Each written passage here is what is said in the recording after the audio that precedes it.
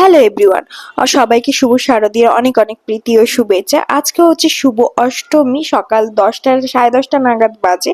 আমি একদম স্নান ধান করে একদম রেডি হয়ে গেছিলাম অঞ্জলি দিতে যাওয়ার জন্য। আর এখানে দেখো অঞ্জলি দিতে যাওয়ার জন্য বেরিয়ে পড়েছিলাম। আর এখানে যাচ্ছিলাম আমি, আমার মা, আমার মার বান্ধবী। আমরা তিনজনে মিলে অঞ্জলি দিতে যাচ্ছিলাম। আর এখানে বেশি তো মেকআপ একদমই করিনি, কিছুই মেকআপ করিনি, জাস্ট ক্রিম মেখেছি, সানস্ক্রিন মেখেছি আর কানেরটা জাস্ট পরেছি। আর এই কুর্তিটা আমাকে দিয়েছে আমার দিদি।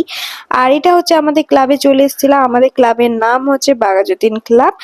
আর কি থিম করেছে না করেছে তোমরা এখানে এসেই ভিজিট করে তাহলেই বুঝতে পারবে।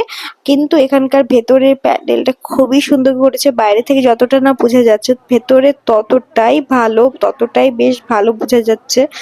আর খুবই ভালো করেছে, আর ঠাকুরটাও খুব সুন্দর করেছে। কিন্তু আমরা অঞ্জলি দিতে এসে একদম সিদ্ধ হয়ে গেছিলাম, খুবই ভেতরে গরম গরম ছিল, কুলার ছিল কিন্তু তবুও খুবই গরম লাগছিল।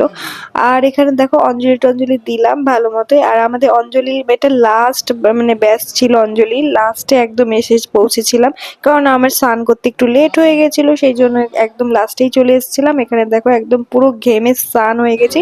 তারপরে অঞ্জলি দিয়ে এসে বাড়ি এসে আগে আমার গনসুকে আমি স্নান ধান করে ওকে আগে খেতে দিলাম।